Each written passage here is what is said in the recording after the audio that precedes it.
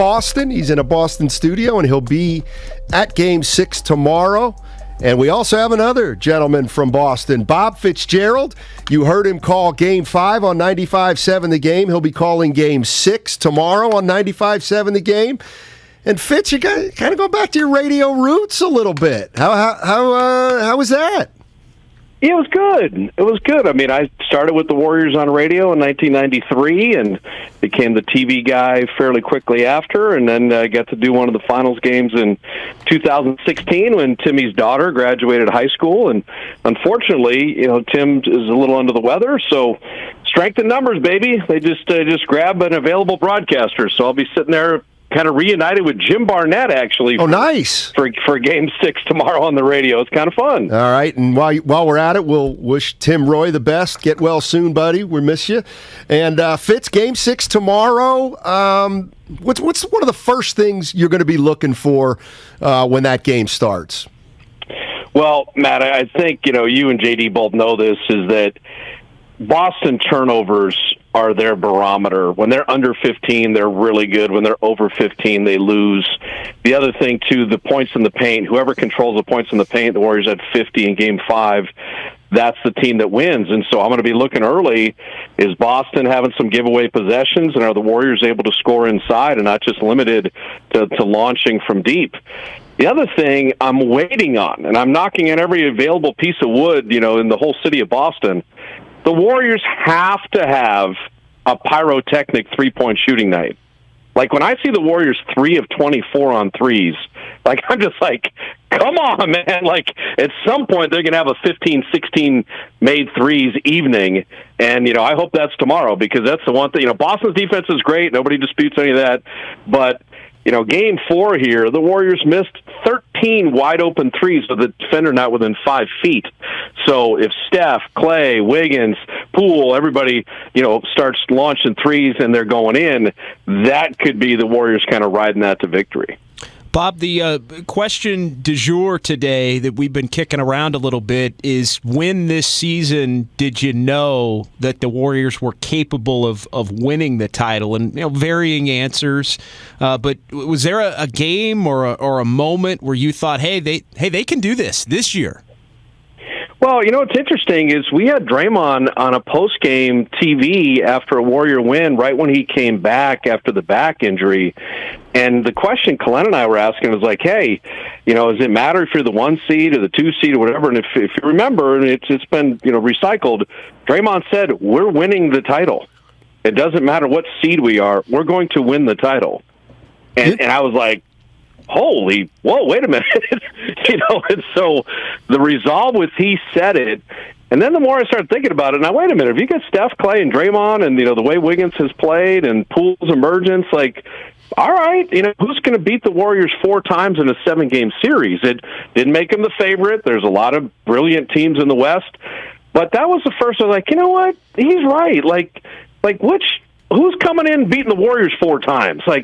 Why wouldn't they have as good a chance as anybody? So I think when Draymond got back and started to look like himself, that's kind of when I was like, you know what? They might get this. They might be right in the mix, and it's kind of played out that way. Bob Fitzgerald joining us on 95.7 The Game. He's the Warriors television voice, but he called Game 5 on the radio here at 95.7 The Game, and he's going to call Game 6 tomorrow on the radio here on 95.7 The Game also. It's funny, Bob. I mean, look, I thought this was going to be a year where they'd make the playoffs, maybe win a round, maybe get beat, maybe lose in the second round, and then at that point, you figure out where you're at and how can we get back to the top. Okay, well, they're back to the top. So now my question is, how do you keep it going? How do you be one of the top 3 teams again next year? Do you have to run it all back again, kind of?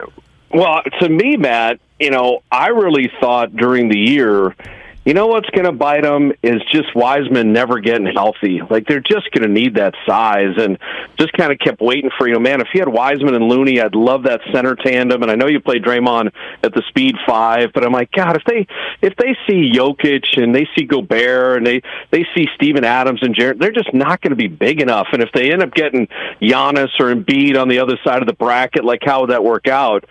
I think going forward next year, Jordan is solidified.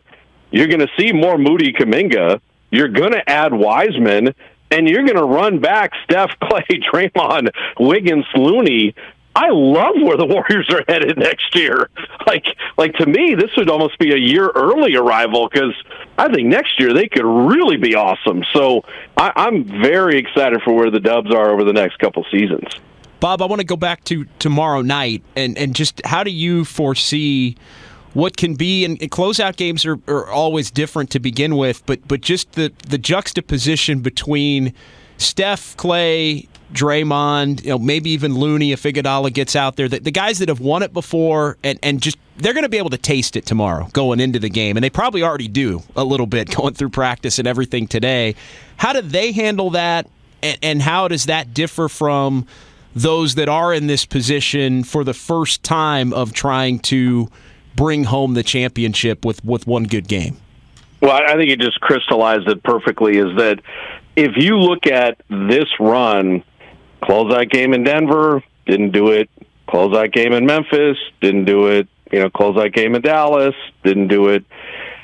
This is one of those where I think they're so close to it that the previous road missteps may, fade into the background.